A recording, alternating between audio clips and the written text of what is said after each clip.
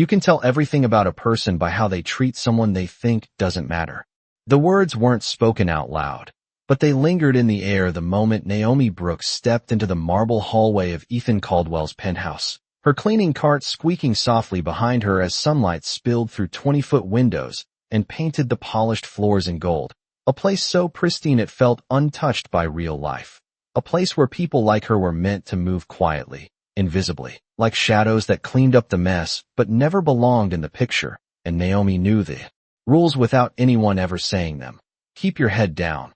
Do your job. Don't speak unless spoken to, and definitely don't make eye contact with people who sign checks bigger than your yearly salary. But today something felt different, not because of the space, but because of the voices drifting from the living room ahead, sharp, amused, careless, the kind of laughter that didn't ask permission before cutting someone down. Naomi slowed as she turned the corner, just enough to see them. 3 women dressed in silk and diamonds, perched on white leather sofas like they owned not just the room but the air inside it. And standing among them, Ethan Caldwell himself, tall, composed, his tailored suit as effortless as his silence, listening more than speaking, always calculating, always in control, and Naomi would have kept walking, would have disappeared like she was supposed to. If not for the moment one of the women glanced at her and smiled, not kindly, but knowingly, the kind of smile that turns a person into a category, into something less. "Oh," the woman said, lifting her champagne glass slightly. "Is that her?" And just like that, Naomi felt every eye shift toward her, measuring, assessing, dismissing, as if she were an object placed in the room for convenience, not a person with a pulse, with thoughts, with dignity. "You mean the help?" Another woman added, her voice light, almost playful, but the word landed heavy, deliberate, and Naomi stopped, not by choice, but because something in her chest tightened just enough to freeze her in place. The wheels of her cart creaking once before going still, and for a second, the world seemed to narrow to the sound of her own breathing, steady, controlled, practiced, because this wasn't new. This was routine.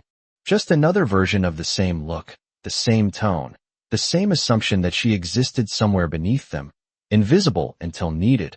And yet today, something didn't sit the same way it used to. Maybe it was the long nights she'd spent reading after shifts. Maybe it was the quiet determination she carried like a secret. Or maybe it was the simple fact that she was tired. Tired of shrinking herself to fit rooms that were never built for her. "She's the one who keeps this place running, I assume," the first woman continued, her gaze lingering on Naomi's uniform like it was something curious, almost amusing. "Must be nice having someone around who knows how to stay quiet." A soft ripple of laughter followed, and Naomi could feel it pressing against her, trying to shape her into exactly what they expected, silent, agreeable, small. But before she could step back, before she could retreat into the safety of invisibility, Ethan spoke, not loudly, not dramatically, but just enough to shift the air. "That's enough," he said, his tone even, controlled, and the room stilled, not because he raised his voice, but because he didn't have to. Power like his didn't need volume. It needed presence. And for a brief moment, his eyes met Naomi's, and there was something there, not pity, not quite respect, but recognition, as if he was seeing her not as the help, but as something slightly more complicated, something he hadn't fully defined yet. And Naomi held that gaze for exactly 1 second longer than she should have, just enough to remind herself that she was still there, still real, still more than the role they assigned her, before she lowered her eyes and adjusted her grip on the cart, her voice calm when she finally spoke. "I'll come back later," she said, professional, composed, the words smooth from repetition, and she turned to leave, the soft sound of the wheels echoing behind her as she moved down the hallway again. But this time, something had shifted, not in the room she left behind, but inside her, a quiet line drawn where there hadn't been one before. And as she stepped into the service elevator, the doors sliding shut with a soft metallic click, Naomi exhaled slowly, her reflection staring back at her in the mirrored panel, not just a housekeeper, not just the help, but someone who understood more than they thought, someone who had been watching, listening, learning, and somewhere far above her.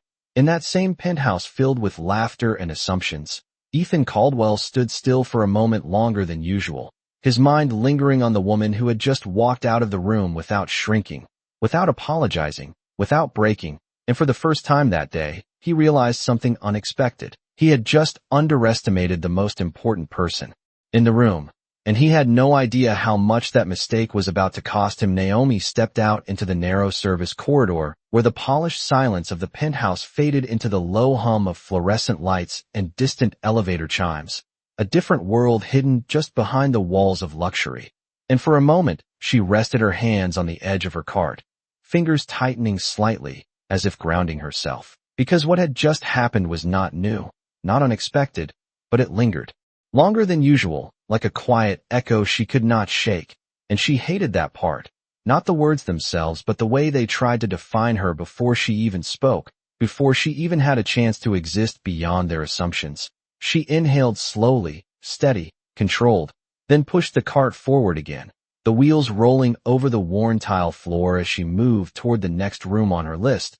But her mind was already somewhere else. Not in the penthouse, not in the hallway, but back in the small apartment she shared across town, where the paint peeled slightly near the window and the radiator clicked through cold nights, where every dollar mattered and every decision had weight, and she could already see the envelope sitting on the table.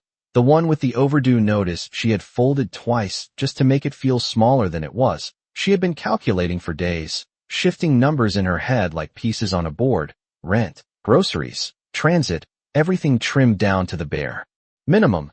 And still it was not enough. Not this month.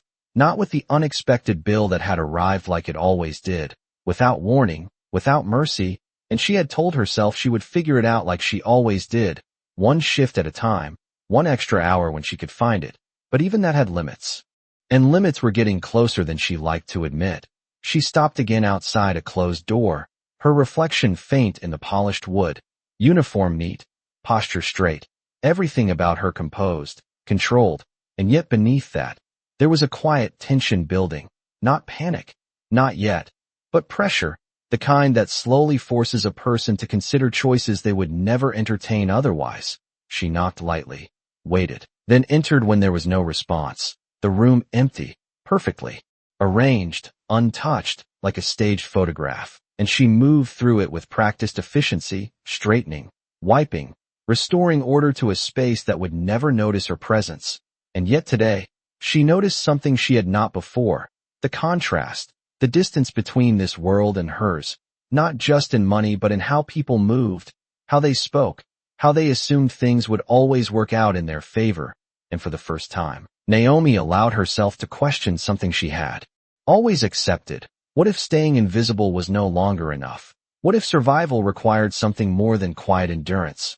What if the rules she had been following were not designed to protect her, but to keep her exactly where she was? The thought settled deeper than she expected, and it stayed with her as she finished the room, as she pushed the cart back into the hallway, as she pressed the elevator button and watched the numbers descend. And when the doors opened again, it was not the service level that greeted her, but Ethan Caldwell himself stepping inside, alone this time. No audience, no polished group around him, just the two of them in the confined space as the doors slid shut behind them. And for a brief second, the silence felt heavier than it should have, because now there was no distance, no room for either of them to pretend the other did not exist. Naomi kept her eyes forward, professional, composed, but she could feel his presence, the slight shift in the air. When someone used to being in control finds themselves in a space where control is less visible. And then he spoke, not casually, not dismissively, but directly. How long have you worked here? The question was simple, but it carried something else beneath it, curiosity, maybe, or something he had not yet named. Naomi hesitated for half a second before answering, her voice calm, even. Almost a year, she said, and there was a pause, just long enough to suggest he was considering something, recalculating. You handled that situation earlier differently than most would, he said, and Naomi almost smiled at that, not because it was a compliment, but because it was an observation, and she had learned long ago that observations from people like him often came before decisions. I did my job, she replied, keeping it simple, because anything more would invite questions she was not ready to answer. The elevator continued its slow descent, numbers ticking down one by one, And then he said something that shifted everything. Not loudly, not dramatically, but with the same controlled tone he had used before. "I have an event tomorrow night," he said, his eyes now on her reflection in the metal panel. "And I need someone who knows how to remain composed under pressure." Naomi felt it before she understood it, the change in direction, the way the conversation was no longer casual, no longer incidental. "I am willing to pay $5,000, he continued, each word measured, deliberate, "for you to accompany me." And just like that, the air in the elevator changed completely. The number hung there between them, heavy, impossible to ignore, $5,000, more than she made in weeks, maybe months depending on shifts. Enough to solve problems she had been carrying quietly, enough to breathe for a moment instead of calculating every step. And yet, Naomi did not respond immediately, because the number was not the only thing she heard. She also heard the assumption behind it, that this was a transaction, that she could be placed into a role the same way she placed objects back into their proper positions, that she could be temporary, controlled, defined, and for a second, she closed her eyes just enough to think, to measure not just the money, but the cost. And when the elevator finally stopped, the doors opening with a soft chime, she stepped forward, then paused just before crossing the threshold, turning slightly, her voice calm but different now, not smaller, not invisible. "If I say yes," she said, meeting his eyes fully this time, "it will not be because I need the money." And Ethan Caldwell, for the first time in a long time, did not have an immediate response, because something in her tone suggested a truth he had not accounted for. And as she walked out of the elevator, leaving him standing there with an offer that no longer felt as simple as he had intended, he realized he had just entered a negotiation he did not fully understand. The number did not leave her mind the entire way home, not because it dazzled her, but because of what it represented, a shortcut, a pressure valve, a test. Naomi walked through the colder streets of the city as evening settled in, her steps steady but her thoughts moving faster than usual. $5,000 was not just money. It was time. It was space. It was the difference between choosing and being forced, and she understood something clearly now. Ethan Caldwell had not just made an offer. He had revealed how he saw the world. Problems solved with numbers. People moved like pieces. Outcomes negotiated. And for most people, that would have been enough. But Naomi had spent too long building something inside herself that did not bend so easily. When she reached her apartment building, the flickering hallway light greeted her the same way it always did. Unreliable but familiar. She unlocked the door and stepped inside, the quiet wrapping around her like a second skin, the small kitchen table still holding the folded envelope she had left that morning. And for a moment, she just stood there, looking at it, not touching it yet, because once she did, it would make everything real again. The due date, the numbers, the pressure. She set her bag down slowly, then crossed the room and picked it up, unfolding the paper with careful fingers as if the amount might change if she handled it gently enough. But it did not. It stayed exactly what it was, unavoidable, and she let out a quiet breath, not frustration, not defeat, just acknowledgement. This was her reality, not the marble floors or the glass walls or the effortless conversations of people who never had to check a balance before making a decision. And yet, for the first time, there was an alternative sitting in her mind, not as a solution, but as a question. What are you willing to trade?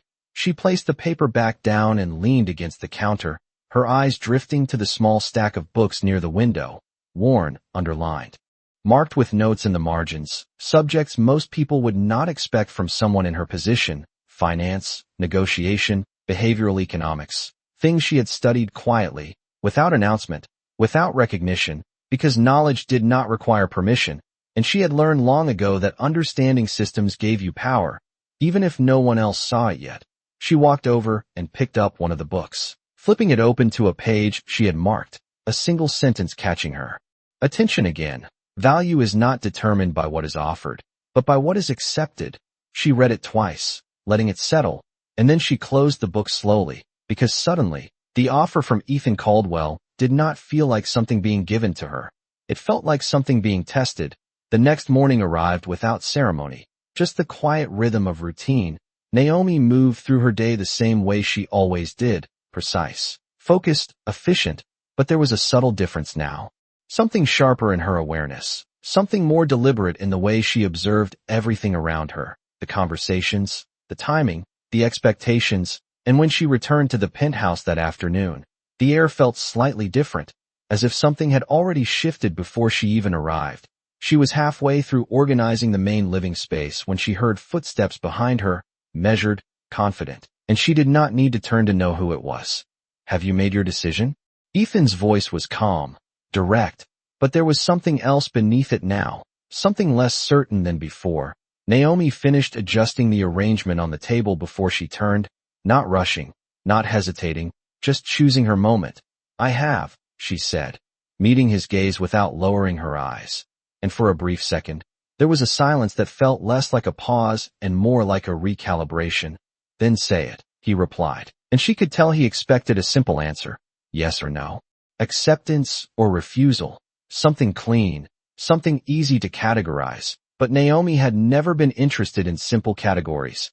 "I will go with you," she said, and he nodded slightly, as if confirming what he had anticipated.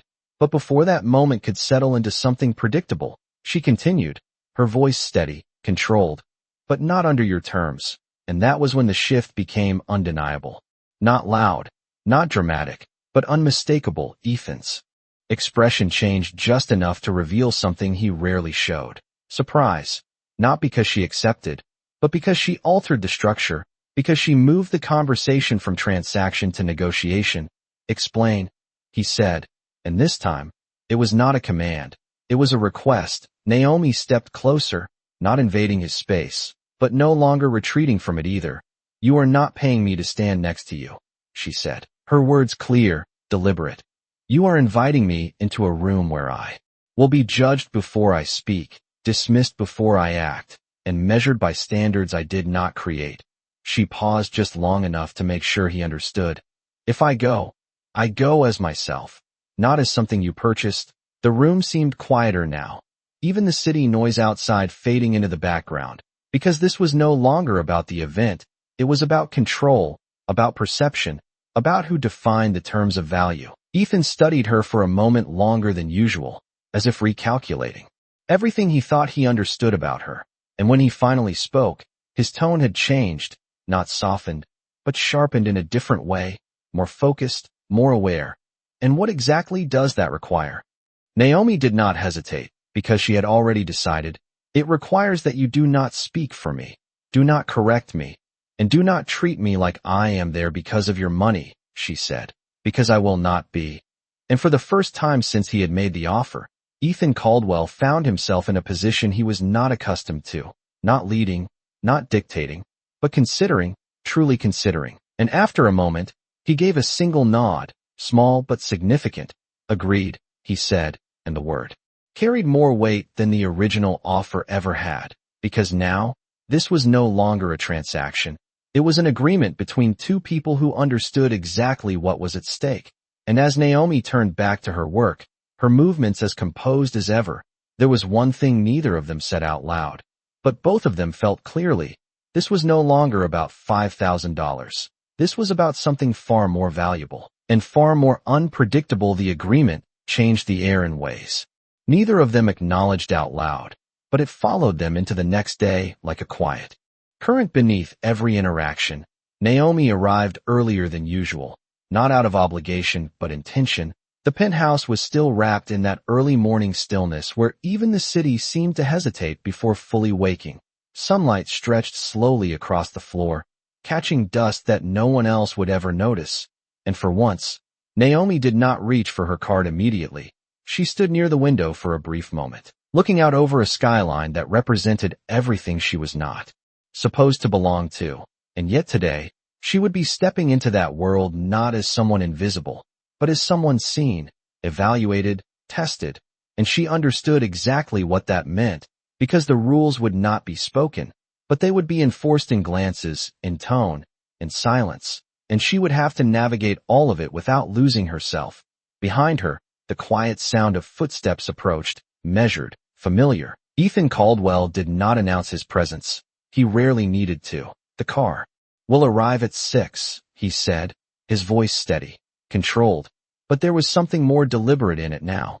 As if he was choosing each word more carefully than before, Naomi turned slightly, acknowledging him with a nod.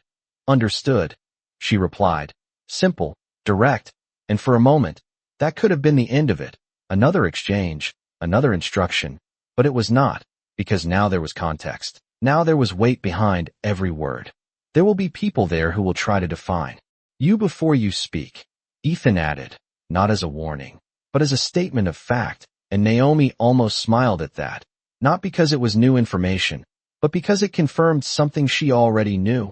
They already have, she said calmly, meeting his gaze without hesitation, and that was when something shifted again, not dramatically, but enough for him to recognize it. She was not stepping into his world unprepared. She had already been navigating versions of it her entire life, and for the first time, Ethan realized he was not the one introducing her to something unfamiliar. He was the one underestimating what she had already learned to endure. Then you understand what is at stake, he said, and Naomi nodded once. More than you think, she replied, and that answer stayed with him longer than he expected, because it suggested something deeper, something he had not fully accounted for. The rest of the day moved with a quiet efficiency, preparations unfolding in the background like a carefully constructed sequence. A stylist arrived, then another. Garments were brought in, options laid out with precision, fabrics that felt foreign to Naomi's hands when she touched them, not because they were better, but because they represented a world built on presentation, on perception, on the idea that how you appeared could determine how you were treated before you ever spoke. And as she stood there, being measured, adjusted, observed, Naomi did not feel transformed. She felt revealed, because none of this changed who she was. It only changed how others would choose to see her, and that difference mattered more than anything else. One of the stylists paused, stepping back slightly as she studied Naomi's reflection. You carry yourself differently than most, she said, almost to herself. And Naomi met her eyes in the mirror. I had to, she replied simply. And there was no elaboration, no explanation, because some things did not need to be explained to be understood. By the time the preparations were complete, the room felt quieter, not because there was less activity, but because something had settled into place, a shift that could not be undone. Naomi stood alone for a moment, looking at her reflection, not searching for approval, not questioning what she saw, but confirming something internally. She was still herself, unchanged where it mattered. And that was the only thing that counted. Outside, the city had fully awakened now, the hum of traffic rising, the rhythm of movement returning. And when the clock approached 6, everything aligned with quiet precision. The car arrived, sleek, understated, waiting without urgency. Ethan stood near the entrance, his posture composed as always, but there was something different in the way he watched her approach, not assessing, not evaluating, but observing, as if trying to understand something he had previously overlooked. Naomi stepped forward, her movement steady, unhurried, and when she reached him, there was no hesitation, no pause, just a brief moment where their eyes met, not as employer and employee, not as someone offering and someone accepting, but as two individuals who had entered into something neither of them could fully predict. Ready? He asked, and the question carried more meaning than it seemed. Naomi held his gaze for exactly 1 second, long enough to establish what needed to be understood. I have been ready, she said, and as they stepped out together, the door closing quietly behind them, the world outside did not change, but the way they moved through it did, because tonight was not about appearances, not about money, not even about the event itself. It was about what happens when someone refuses to be defined by the role they were given, and what that refusal forces others to confront. And as the car door opened and Naomi took her seat, one thought settled clearly in both their minds, whether they admitted it or not. This night was no longer under his control, and for the first time in a long time, Ethan Caldwell did not know exactly how it would end. The car moved through the city like it belonged to a different rhythm than everything around it, smooth, controlled, untouched by the chaos of honking horns and hurried footsteps outside. And inside, the silence between Naomi and Ethan was not uncomfortable, but deliberate, the kind of quiet that exists when two people are thinking more than they are speaking. Naomi sat with her hands resting lightly in her lap, her posture relaxed but intentional, her eyes tracing the passing lights without really seeing them. Because her attention was focused inward, measuring, preparing, aligning herself with what was coming next. This was not just an event, it was an environment built on unspoken rules. And she had learned long ago that the most important rules were never the ones written down. They were the ones enforced through subtle signals. Who gets acknowledged? Who gets interrupted? Who gets dismissed without a word? And she understood that tonight. Every one of those signals would be directed at her in some form. Ethan, sitting across from her, watched her reflection in the tinted glass for a brief moment before speaking. There will be investors, board members, people who think they understand everything in the room, he said, his tone calm, but not instructive. More like an observation. Naomi turned her head slightly, meeting his gaze without hesitation. And they will be wrong, she replied, and there was no arrogance in her voice, only certainty, and that answer stayed with him longer than he expected, because it did not sound like someone stepping into unfamiliar territory. It sounded like someone who had already mapped it out. The car slowed as it approached the venue, a building that rose above the street with a quiet kind of authority, glass and steel reflecting the city lights in a way that made it look almost untouchable. A line of cars curved along the entrance, doors opening and closing in a steady rhythm, guests stepping out in tailored suits and elegant dresses, each one moving with a confidence that came from knowing they belonged, or at least believing they did. And when the car came to a stop, there was a brief pause before the door opened, not hesitation, but recognition. This was the moment where perception would begin. Naomi stepped out first, her heels meeting the pavement with a soft, controlled sound, and for a second, the world seemed to narrow around her, not because anything had changed, but because attention had shifted, subtle at first, a glance here, a pause there. The quiet recalibration that happens when something does not match expectation. Ethan followed, his presence immediately recognized, acknowledged, and as they moved forward together, the contrast became clear, not in what they wore, but in how they were perceived. He was greeted, nodded to, welcomed without question, while Naomi was observed, assessed, placed into a category before she even had the chance to speak, and she felt it, not as something new, but as something familiar in a different setting, the same pattern, just dressed in more expensive surroundings. A man near the entrance offered a polite smile to Ethan, his eyes flicking briefly toward Naomi before returning to him. "Good to see you," he said, extending his hand. "And the pause was small, almost invisible, but it carried weight." Naomi did not wait for Ethan to answer. She stepped forward just enough to shift the dynamic, her voice calm, steady. "Naomi Brooks," she said, meeting the man's eyes directly, and for a fraction of a second, something changed, not in the man himself, but in the way he responded. Because now she was no longer an assumption, she was a presence, and that required adjustment. "Of course," he said, recovering quickly, but not completely, and Naomi recognized that. The difference between genuine acknowledgement and practiced politeness, and she filed it away without reaction. Because tonight was not about correcting every moment, it was about choosing which ones mattered. Inside, the space opened up into something expansive, light reflecting off crystal fixtures, voices blending into a low, constant hum, servers moving seamlessly through the crowd, and everywhere she looked, there were conversations happening at different levels, some casual, some strategic, all layered with intent. Naomi moved beside Ethan without clinging to him, without following behind him, but walking at his level. Her presence neither exaggerated nor diminished, and that alone created a subtle disruption in the expectations around them. People noticed, not because she demanded attention, but because she did not behave the way they anticipated. A woman approached, her expression composed but sharp beneath the surface. "Ethan," she said, her voice smooth, controlled. "I did not realize you were bringing company." The word lingered just long enough to suggest something else, something unspoken. Naomi turned her head slightly, her gaze steady. "He did not," she said before Ethan could respond. "I accepted the invitation." And again, the shift was immediate, small but undeniable. The woman's expression tightened for a fraction of a second, recalculating, adjusting, because this was not the interaction she expected. And Naomi felt that.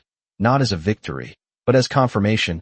The rules were already bending, not breaking, but bending just enough to create space. Ethan watched this unfold with a level of attention he rarely gave to social interactions, because something about it did not follow the patterns he was used to. Naomi was not reacting. She was navigating, not defending, but defining. And for the first time, he understood that this was not about bringing her into his world. It was about watching her reshape it in real time. The evening continued, conversations forming and dissolving, introductions made, expectations tested, and with each interaction, Naomi revealed just enough to challenge assumptions without fully exposing everything she knew. And that balance was deliberate, strategic, because power did not come from saying everything. It came from knowing when to say just enough. And as the room continued to shift around her, one thing became clear to everyone watching, whether they admitted it or not. Naomi Brooks was not out of place. She was simply not what they had prepared for. And that difference was beginning to unsettle the entire room. The room did not grow louder. It grew sharper. Like every conversation had edges now, subtle but precise. And Naomi could feel it in the way people adjusted when she entered their space. Not openly, not dramatically, but in small recalibrations, a pause before speaking, a glance that lasted half a second longer than necessary, the quiet question behind every interaction. Who is she really? And Naomi understood that question better than anyone in the room, because she had spent years learning how to answer it without saying a word. A man with silver hair and a tailored navy suit approached, his posture confident in the way that came from decades of being listened to. "Ethan," he said, offering a firm handshake.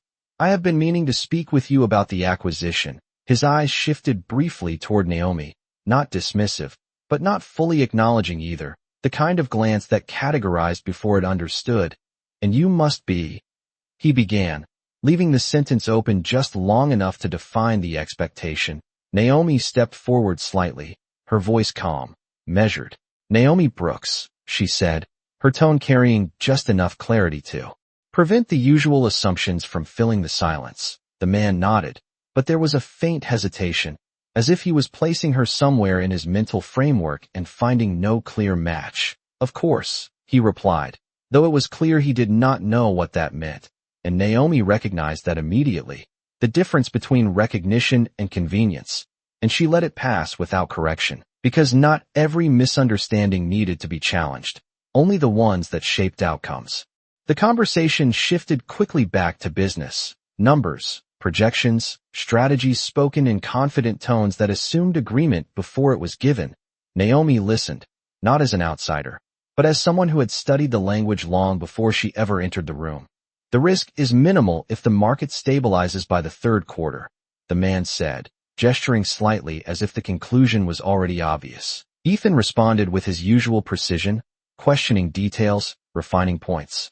But Naomi noticed something else, something beneath the surface, the assumption that risk could be managed in isolation, that variables existed independently rather than influencing each other. And she felt the thought form before she spoke, not impulsively, but deliberately. "Only if consumer confidence follows the same trajectory," she said, her voice steady, entering the conversation without raising it, without forcing attention, but commanding it nonetheless. Both men paused, not because she interrupted, but because she altered the direction. The man turned toward her fully now, his expression shifting from polite acknowledgement to something closer to interest. "And what makes you say that?" he asked, and Naomi met his gaze without hesitation. "Because stabilization does not guarantee trust," she replied. "And without trust, spending does not recover at the pace you are expecting." The silence that followed was different from before, not uncertain, but evaluative. The kind of silence that happens when someone says something that cannot be easily dismissed. Ethan watched her closely, not surprised by what she said, but by how naturally she said it, as if she had always belonged in conversations like this, as if the room had simply been waiting for her to speak. The man nodded slowly, his expression more focused now. "That is a fair point," he admitted, and Naomi could feel the shift, small but undeniable. She was no longer being observed as an anomaly. She was being considered as a participant, and that changed everything. The conversation moved forward with a slightly different tone, Less assumption, more inquiry, and Naomi contributed only when necessary. Each word measured, each observation precise, because she understood something they were only beginning to realize. Influence was not about volume. It was about timing. Across the room, a woman watched the exchange with narrowed eyes, her posture rigid, her expression composed but edged with something sharper, recognition mixed with resistance. This was not what she expected, not what she had prepared for, and Naomi felt that too, not directly, but in the way certain conversations shifted when she approached, the way some smiles became thinner, more calculated, as if the presence of someone who did not fit the expected mold disrupted more than just social dynamics. It challenged hierarchy itself.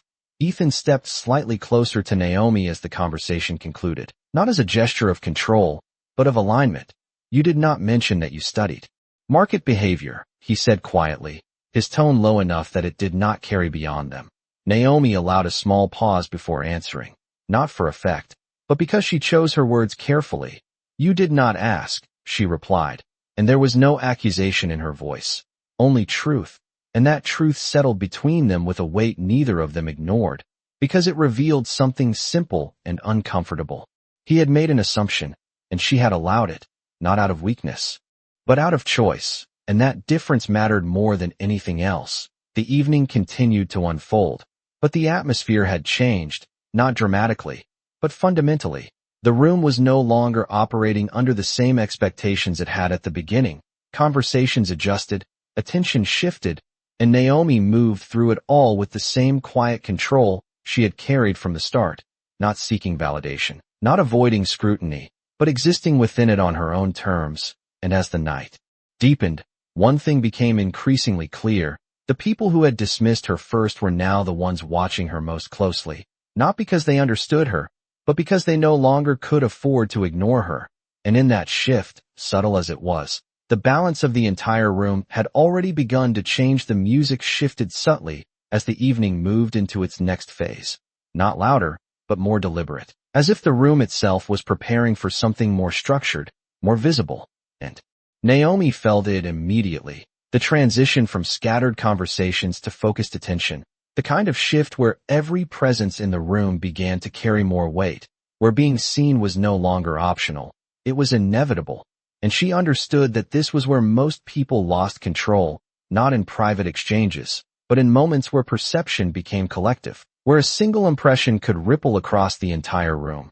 A server passed by with a tray of champagne, and Naomi took one glass, not out of habit, but to anchor herself in the rhythm of the space, her movements calm, unhurried, while across the room, the same woman who had watched her earlier now approached with a composure that felt practiced, intentional, her smile precise but not warm. I was wondering when you would start speaking, she said, her tone smooth, but edged with something sharper beneath. Naomi turned slightly, meeting her gaze without resistance. I only speak when it matters, she replied. And the woman's smile tightened just enough to reveal that the exchange was no longer casual. That must be a new experience for you, she said, her voice lowering slightly. Being in a room where people expect more than silence. And there it was, not loud, not obvious, but unmistakable. The attempt to place Naomi back into a smaller role, to redefine her within a narrative that made others more comfortable. Naomi held her gaze, not reacting immediately, because she understood something important. Reactions gave away control, and control was the one thing she had no intention of losing tonight. Expectation is not the same as understanding, she said finally, her voice steady, measured, and for a brief second, the woman's expression faltered, not dramatically, but enough to reveal that she had not anticipated resistance delivered so calmly, so precisely. And yet understanding is earned, the woman replied, recovering quickly, not assumed. Naomi nodded slightly, acknowledging the statement without agreeing to its implication. Then it is fortunate I am not asking for it, she said, and the conversation paused there, suspended between them like a quiet challenge, because what Naomi had done was not reject the hierarchy outright, but refuse to accept its terms, and that was far more unsettling than defiance. The woman stepped back slightly, her attention shifting as if recalculating where Naomi fit within her expectations, and as she turned away, Naomi felt something settle, not victory, not triumph, but confirmation. The room was changing, not because she demanded it, but because she refused to conform to it. Ethan observed the exchange from a distance, his attention sharper now, not because of the tension, but because of the control Naomi maintained within it. She was not reacting to the room. She was influencing it, subtly, deliberately, and that was something he had not anticipated when he first made his offer. A voice called for attention near the center of the room, drawing the focus of the guests toward a small stage, where a representative began to speak about the purpose of the evening, investments, partnerships, future opportunities framed in polished language that carried both ambition and expectation. Naomi listened, not just to the words, but to what was beneath them, the assumptions, the priorities, the unspoken agreements that shaped every decision. In that room, and as the speech continued, she noticed something that others seemed to accept without question, a key detail that did not align with the broader narrative being presented, a projection that relied too heavily on a variable that had not been fully addressed, and she felt the thought form again, not impulsively, but with the same measured clarity she had carried all night. Beside her, Ethan shifted slightly, his focus on the speaker, but Naomi could tell he sensed it too, the subtle inconsistency that most would overlook, and for a moment, neither of them spoke, because this was not a conversation, it was a decision, whether to let it pass or to engage, and Naomi understood the weight of that choice.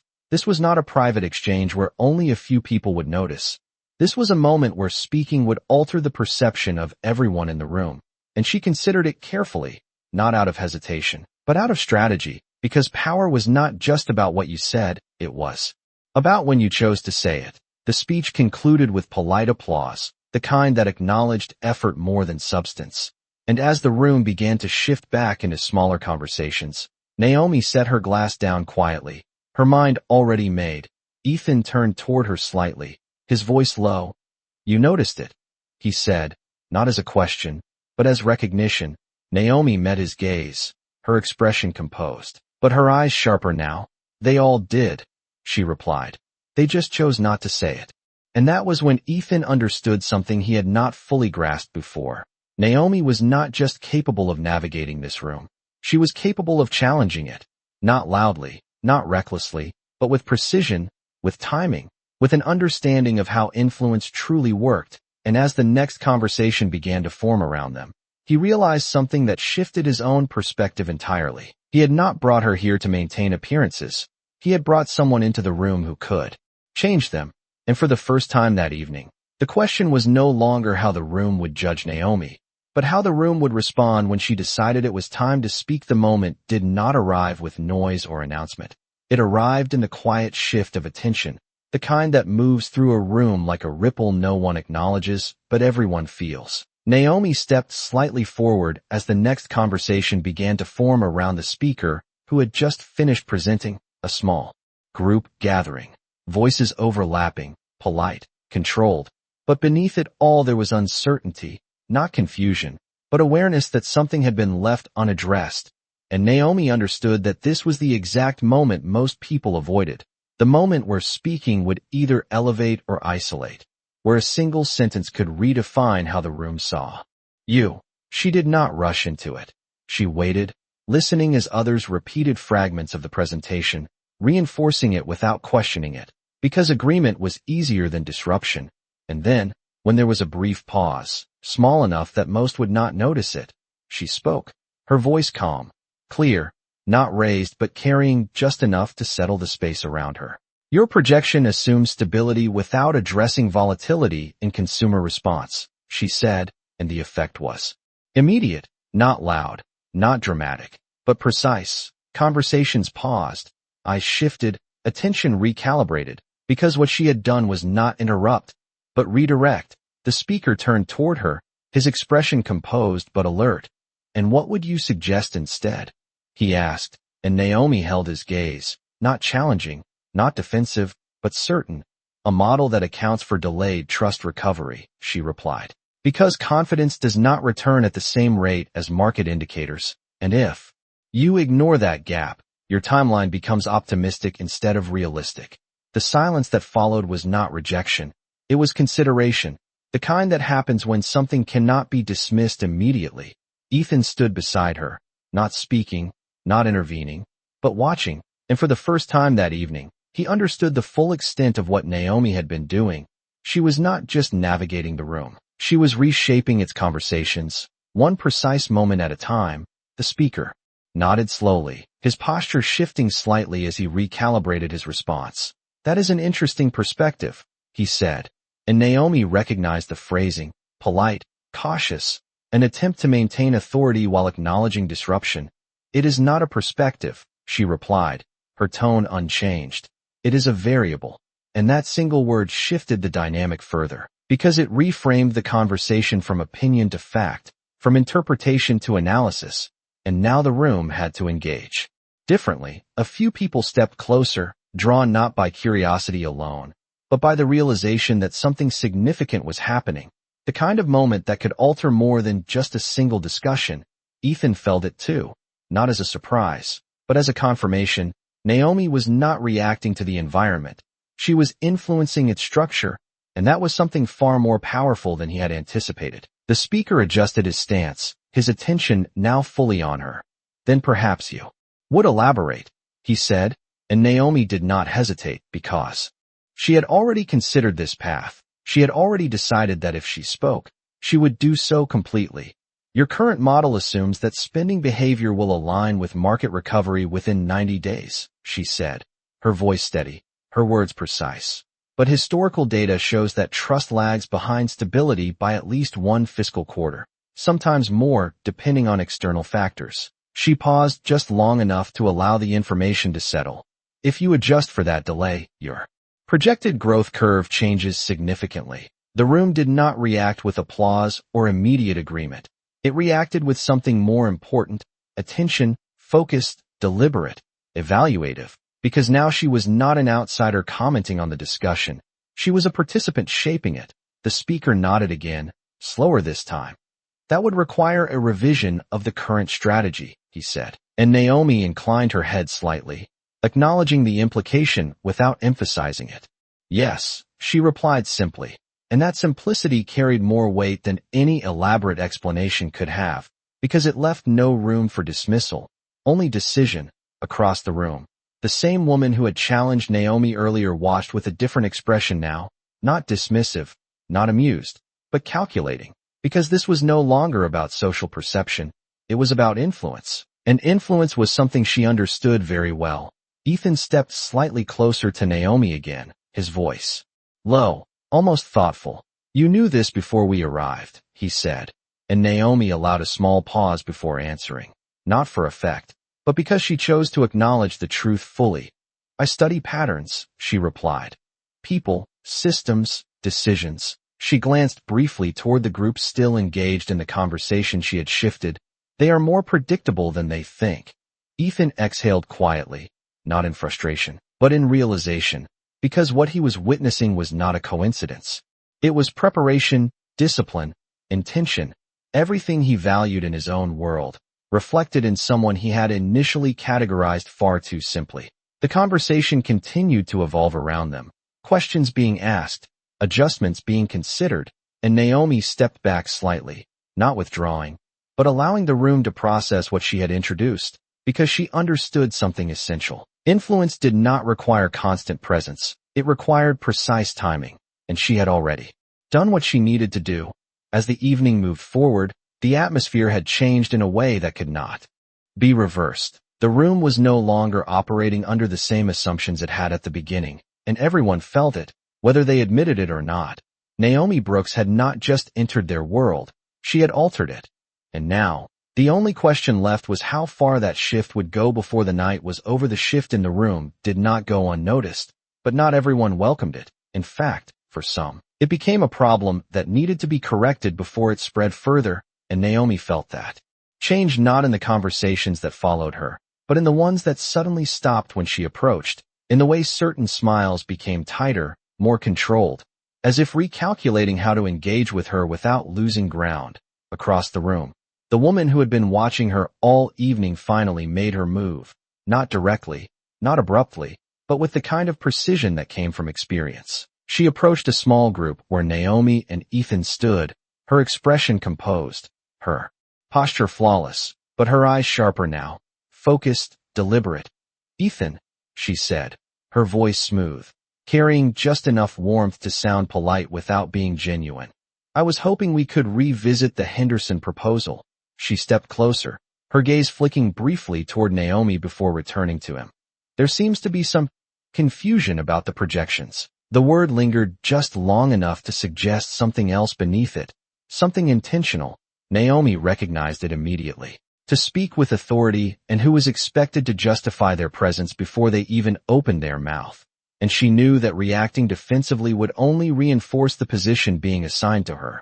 So instead, she stepped forward slightly, not aggressively, not confrontationally, but with the same controlled presence she had maintained all night. "Clarity is always useful," she said, her voice steady, measured. And the woman inclined her head slightly, as if inviting her to continue. But there was something else in her expression now. Expectation, almost anticipation, as if she believed this was the moment Naomi would falter, would reveal the limits she assumed were there. "Then please," the woman said, her tone light, but edged, "explain your position." And the surrounding group grew quieter, not dramatically, but enough to signal that attention had shifted again. This was no longer a passing conversation. This was a moment. Naomi could feel it in the way the air seemed to. Still, in the way people adjusted their posture slightly, listening more closely than before, and she understood exactly what was being asked of her. Not just an explanation, but a demonstration, a test, one designed to expose weakness rather than reveal strength. And for a brief second, she allowed herself to consider the structure of the question, not the words, but the intention behind them. Because intention determined strategy, and strategy determined outcome. Ethan remained silent beside her, not intervening, not redirecting. And Naomi recognized that as well, not abandonment, but trust. He was allowing her to define this moment on her own terms. And that mattered more than anything else. She took a single step forward, just enough to center herself within the group, her posture relaxed, her expression calm. And when she spoke, her voice did not rise, did not push, but carried with quiet certainty. "The current projection assumes that confidence will follow stability without resistance," she began, her words clear, deliberate. "But that assumption ignores behavioral patterns that have been consistent across multiple market cycles." She paused briefly, not for effect, but to allow the structure of her argument to settle. "If you analyze post-recovery spending trends, you will find that consumers do not respond immediately to improved indicators, they respond to sustained consistency. And that delay creates a gap between projected growth and actual performance." The woman's expression shifted slightly, not enough for most to notice, but enough for Naomi to see it. The first crack in the expectation she had set. "And what evidence supports that claim?" she asked, her tone still composed, but sharper now, more direct. Naomi met her gaze without hesitation. "The data from the last 3 recovery periods," she replied, "which I am sure you have reviewed." And the implication was clear, not confrontational, but undeniable. This was not new information, it was overlooked information, and that distinction changed the dynamic completely. The room held its breath in a way that was almost imperceptible, because what Naomi had done was not just answer the question, she had reframed it, shifting the focus from her credibility to the validity of the existing assumptions. Ethan watched the exchange with a level of focus that bordered on realization, because this was no longer about whether Naomi belonged in the room. It was about whether the room could keep up with her. The woman's smile returned, but it was different now, less certain, more calculated. "Interesting," she said, but the word carried less weight than before, because the control she had attempted to assert was no longer fully in her grasp. Naomi inclined her head slightly, acknowledging the response without reinforcing it, and stepped back just enough to signal that she had said what needed to be said. No more, no less. The conversation did not end, but it shifted again. Questions emerging, perspectives adjusting, and the tension that had been building beneath the surface now had a direction, a focus. And as the group began to engage with the ideas Naomi had introduced, one thing became clear to everyone present. This was not a temporary disruption. It was a recalibration, and the woman who had initiated the challenge understood that as well, because for the first time that evening, she was no longer controlling the narrative, she was reacting to it, and that was a position she was not accustomed to being in. As the night continued, the energy in the room changed in a way that could not be undone, not because of a single statement, but because of what that statement represented, a shift in who held influence, who shaped outcomes, and who could no longer be dismissed as easily as before. And in that shift, Naomi Brooks had crossed a line that once seemed invisible, a line between being present and being powerful, and there was no returning from that. The room did not return to normal after that moment. It evolved. Conversations carried a different weight now, not louder, but sharper, more aware, as if every word spoken had to justify itself in a way it had not before. Naomi could feel it in the subtle shift of posture around her, in the way people no longer glanced past her but toward her, measuring not where she came from, but what she might say next, and that change was not comfortable for everyone, especially not for those who had built their influence on being unquestioned. Across the room, the woman who had challenged her earlier did not retreat. She recalibrated, her movements more deliberate now, her attention more focused, and Naomi understood immediately. This was not over. It had only changed form. Ethan stood beside her, his presence steady, but his silence intentional. He was no longer guiding the evening. He was observing it, and that alone shifted the balance more than any words could have. A small group gathered again, this time closer to the center of the room, where the next phase of the event was quietly taking shape. Key investors, decision-makers, the kind of people whose agreements did not need to be announced to be understood. Naomi recognized the pattern.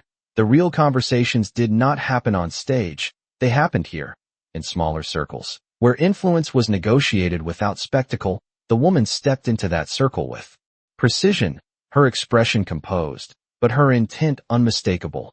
"Before we move forward," she said, her voice calm but carrying, "I think it would be beneficial to address the foundation of the assumptions we are working with."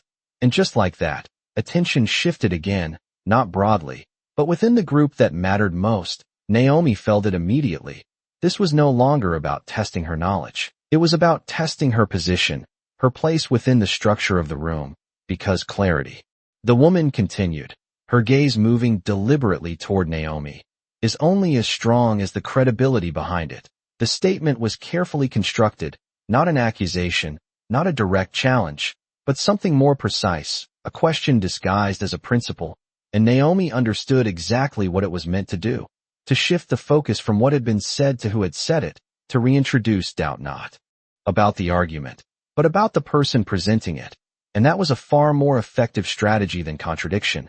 The group grew quieter, not dramatically, but enough to signal that the moment had sharpened again. Ethan's posture remained unchanged, but Naomi could feel his awareness, the way he registered the shift without intervening, because this was not something he could resolve for her. This was something she had to define herself. Naomi took a slow breath, not out of uncertainty, but out of control, because this was the moment where most people would react, would defend, would try to prove something that should not need proving, and she refused to do that. Instead, she stepped forward just enough to center herself within the conversation, her voice calm, steady, but carrying with a clarity that did not ask for permission. "Credibility is not established by title," she said, her eyes meeting the woman's without hesitation. "It is established by accuracy."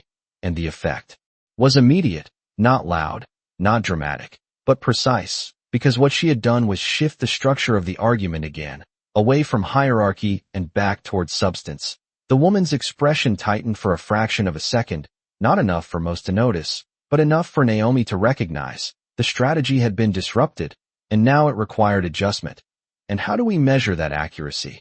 the woman asked, her tone still controlled, but sharper now, more direct. Naomi did not hesitate, because she had already considered this path. "By outcomes," she replied, "not assumptions." And the simplicity of that answer carried more weight than anything more complex could have, because it removed ambiguity, it removed interpretation, it left only one thing to be evaluated: results. The group exchanged brief glances, not openly, not dramatically, but enough to signal that the conversation had shifted again, not in Naomi's favor, but in a direction that required engagement, and engagement meant acknowledgement.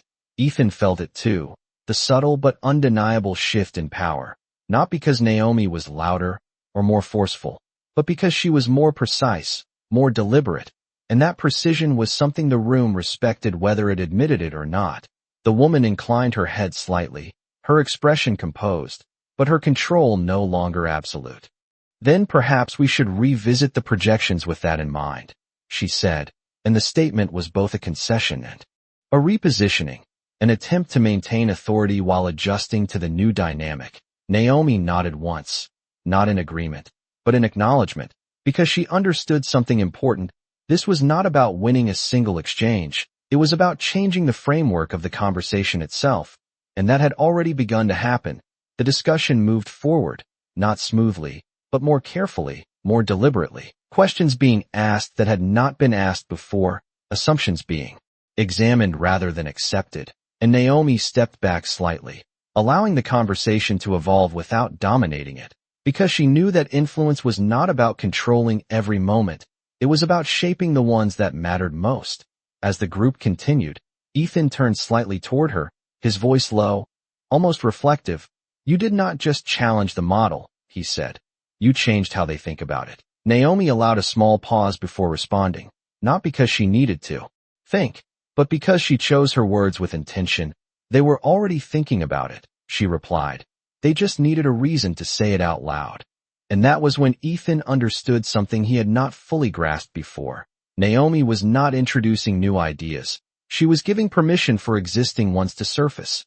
And that was a form of influence far more powerful than he had anticipated. The evening continued, but the structure of the room had shifted in a way that could not be reversed, not because of a single moment, but because of what that moment revealed, that authority was not fixed, that hierarchy was not absolute, and that sometimes the person with the least expected voice was the one who could change everything.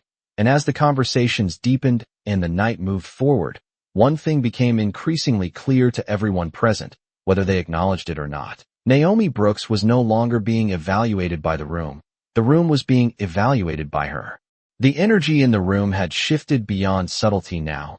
It was no longer something felt only in pauses or glances, it had taken shape, direction, and with it came something inevitable, resistance, because influence, once recognized, always invites challenge. Naomi sensed it before it fully arrived, not as a single moment, but as a pattern forming beneath the surface, conversations tightening, alliances aligning, the quiet coordination of people who were used to maintaining control, and at the center of it, the same woman who had tested her before, no longer observing, no longer adjusting, but preparing something far more deliberate. "Ladies and gentlemen." The woman's voice rose just enough to gather attention without demanding it, a practiced tone that carried authority without appearing forceful, and gradually, the room responded, conversations softening, attention redirecting, because when someone like her spoke, people listened, not out of curiosity, but out of habit. Naomi felt Ethan's gaze shift slightly beside her, not in surprise, but in recognition. This was no longer a private exchange, this was a public moment, and public moments changed the rules entirely. "Before we conclude the evening," the woman continued, her expression composed, her posture flawless, "I believe it is important that we acknowledge the perspectives shared tonight." Her eyes moved through the room deliberately, landing briefly on Naomi before continuing, "especially those that challenge our current direction." The phrasing was careful, almost respectful, but Naomi recognized it immediately. This was not acknowledgement, this was framing, and framing determined interpretation. The room leaned in slightly, not physically, but in attention, because something was about to be defined. "It is always refreshing," the woman said, her tone light, measured, "to hear new voices." And there it was again, subtle, controlled, the reduction of Naomi's presence into something temporary, something external, something that did not belong within the established structure. Naomi did not move, did not react, because she understood something critical. This was not an attack on her argument. It was an attempt to reposition her within the hierarchy of the room, to remind everyone, subtly, where she was supposed to stand. However, the woman continued, and that single word shifted everything. Insight without context can sometimes lead to misinterpretation. A few quiet nods followed, not agreement, but alignment, because the statement provided a safe way to distance from what had been said without directly opposing it. And Naomi felt the weight of that, not as pressure, but as clarity. This was the moment where everything she had established could either hold or be reframed. Ethan remained silent, but she could feel his attention sharpen, because he understood it too. This was no longer about conversation. It was about narrative, and narrative determined outcome. Naomi took a slow breath, not out of hesitation, but out of control, because she knew that responding emotionally would validate the position being assigned to her, and she refused to do that. Instead, she stepped forward, not dramatically, not forcefully, but with the same quiet certainty that had carried her through the entire evening, her voice calm when she spoke, but carrying just enough to settle the space around her. Context is exactly what has been missing, she said, and the effect was immediate, not loud, not disruptive, but precise. Because she had not rejected the statement, she had redirected it. The woman's expression shifted slightly, not enough for most to notice, but enough for Naomi to see. The structure had been altered again. Then please, the woman said, her tone still composed, but sharper now, more direct. Provide that context. And this time, there was no subtlety, no framing. This was a direct challenge, placed in the center of the room for everyone to witness. Naomi did not hesitate, because she had already made her decision long before this moment arrived. The current projections assume that stability creates immediate confidence, she began, her voice steady, her words clear. But confidence is not created by data alone. It is created by consistency, by trust, by patterns that extend beyond a single quarter. She paused just long enough to allow the room to follow. And if you ignore that, you are not just miscalculating growth, you are misreading behavior. The silence that followed was different from before, not uncertain, not evaluative, but attentive, because now she was not just participating in the conversation, she was defining its foundation. The woman held her gaze, her expression controlled, but the certainty beneath it no longer absolute. And what qualifies you to make that assessment? She asked, and the question, though expected, carried weight, because it was not about information, it was about authority, and Naomi understood that better than anyone in the room. She did not rush to answer, because the answer itself was not the point. The way she answered was, she took a single step forward, just enough to center herself fully within the space. Her posture relaxed, her expression composed, and when she spoke, her voice carried a quiet certainty that did not seek validation. Observation, she said simply, and a slight ripple of reaction moved through the room, not disagreement, but curiosity, because the simplicity of the answer defied expectation. I study patterns. She continued, not from a distance, but from within. I watch how people respond when conditions change, when trust is tested, when decisions are not theoretical but necessary. She let that settle for a moment. And those patterns do not change based on where you stand in the room. The statement landed differently than anything else she had said that night, because it did not just challenge a model, it challenged a system. The system that assumed knowledge came from position, from title, from proximity to power, and for a brief moment, the entire room felt that shift, not as confrontation, but as recognition. Ethan watched her with a level of attention that bordered on realization, because what Naomi had done was not just defend her position, she had redefined what qualified someone to have won. The woman's smile returned, but it was different now, less certain, more controlled. That is an interesting perspective, she said, but the words carried less weight than before, because the structure she relied on had already been altered. Naomi inclined her head slightly, acknowledging the response without reinforcing it, and stepped back just enough to signal that she had said what needed to be said, no more, no less.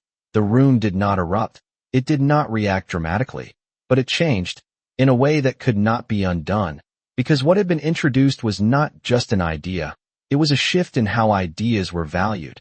And as the evening continued, one thing became clear to everyone present, whether they admitted it or not. The hierarchy they had relied on was no longer as stable as they believed, and Naomi Brooks was the reason why the silence that followed her words did not feel empty.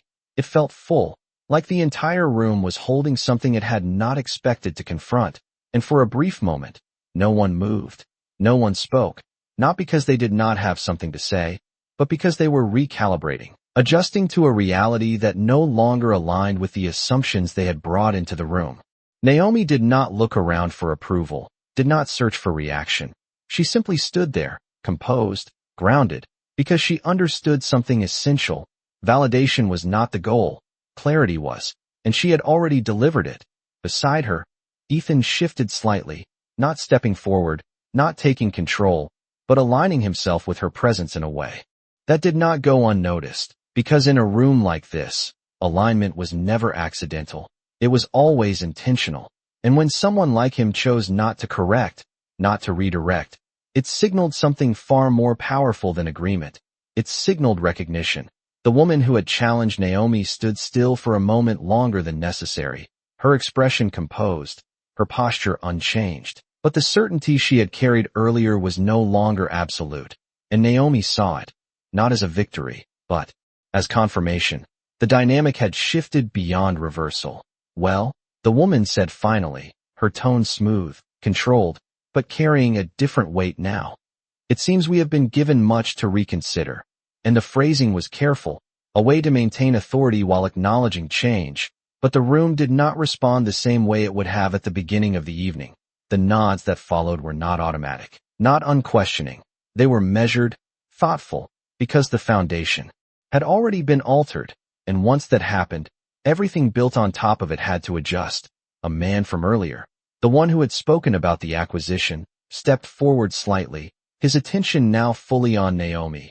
"If your assessment is correct," he said, his voice steady but more deliberate than before, "then the timeline we are working with needs to be reconsidered entirely." Naomi met his gaze without hesitation. "It does," she replied simply, and there was no need for elaboration. Because the implication was already understood, this was not a minor adjustment. This was a structural change, and structural changes required more than acknowledgement. They required action. The conversation that followed was different from anything that had happened earlier in the evening, not because of the content, but because of the tone. There was less certainty, less assumption, more inquiry, more openness, and Naomi moved within it with the same quiet precision she had carried from the beginning, contributing when necessary, stepping back when appropriate, never forcing, never retreating, because she understood that influence was not about dominating a space, it was about shaping it, and she had already done that.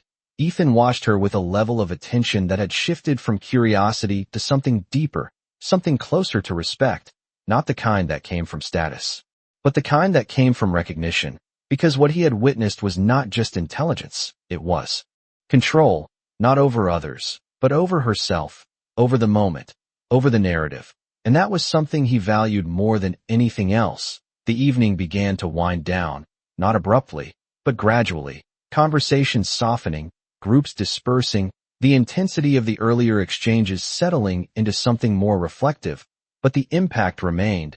It lingered in the way people looked at Naomi now, not with curiosity, not with dismissal, but with consideration, as someone whose presence had altered the trajectory of the room. And that kind of shift did not disappear when the lights dimmed or the conversations ended. It carried forward, beyond the event, beyond the evening itself, as the guests began to leave.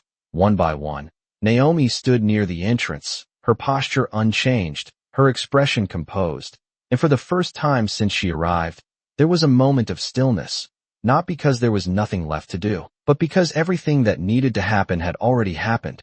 Ethan approached her, his movements unhurried, his presence steady, and when he spoke, his voice carried something different now, not authority, not assumption, but something closer to acknowledgement. "You changed the direction of the entire discussion," he said, not as a question, but as a statement. Naomi glanced toward the room, now quieter, now different, and allowed a small pause before responding. "It was already changing," she said. "They just needed someone to say it first." And that answer settled between them with a weight neither of them ignored, because it revealed something simple and undeniable. The power of a moment was not in creating something new, but in revealing what was already there.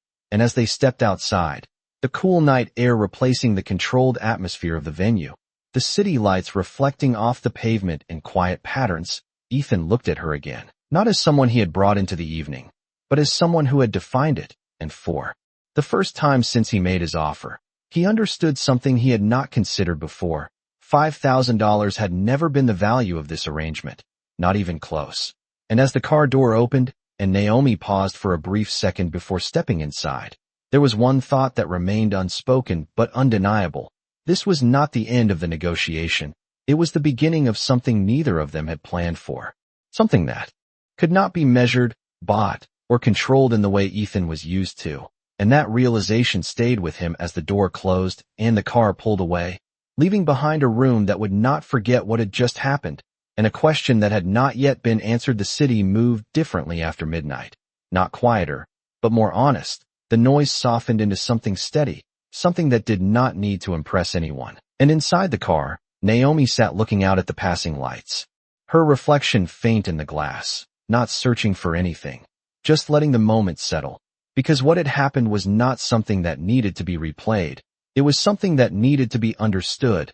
Beside her, Ethan remained silent longer than usual, not because he had nothing to say, but because for the first time in a long time, he was choosing his words carefully, not out of strategy, but out of respect. And that alone marked a change he could not ignore.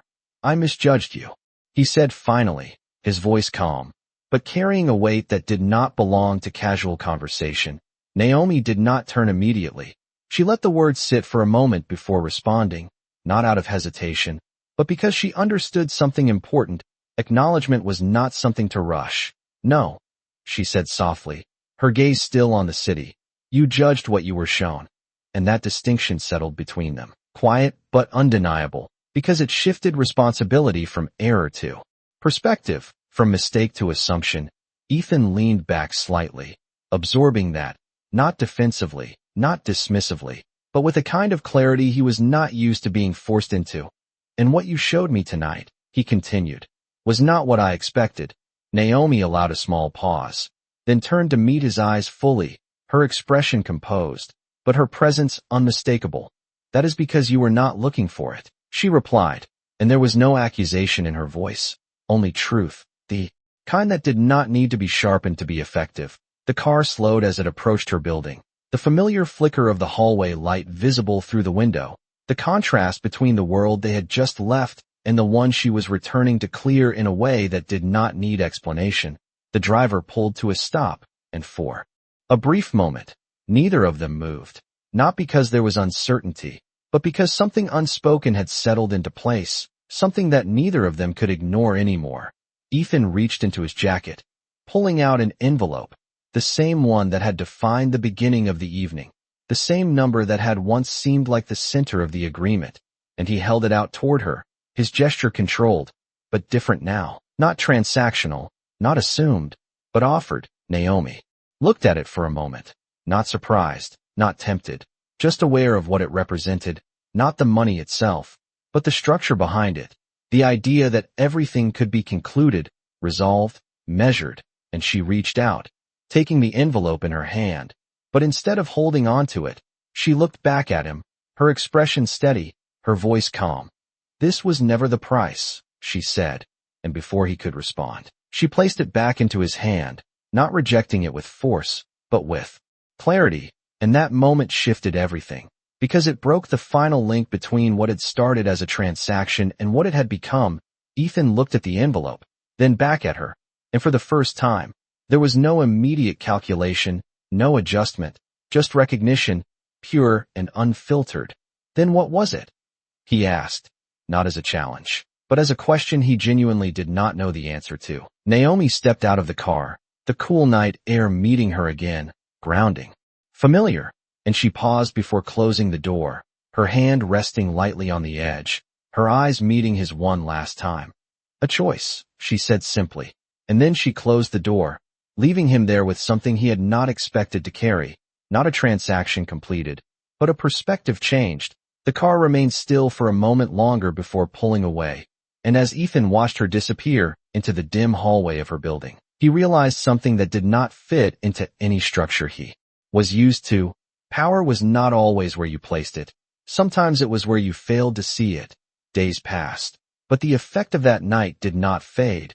It followed him into meetings, into conversations, into decisions that suddenly felt incomplete, without a layer he had previously ignored.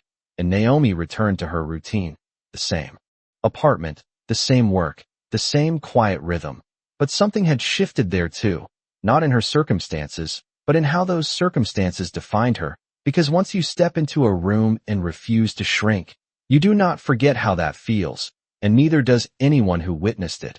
One morning, as she moved through the penthouse again, the same marble floors, the same glass walls, the same space that once framed her as invisible, Ethan entered, his presence unchanged, but his perspective entirely different. "I have a proposal," he said, and the words carried a different weight now, not because of what they offered, but because of how they were said. Naomi turned, meeting his gaze without hesitation, and for a moment, the past and the present aligned in a way that felt almost circular, but not quite the same, because this time, there was no assumption, no predefined role, just possibility. And as the silence settled between them, one thing was clear: whatever came next would not be defined by money, by status, or by expectation. It would be defined by choice, the same choice that had changed everything before, and the only question left was whether they were both ready to make it again.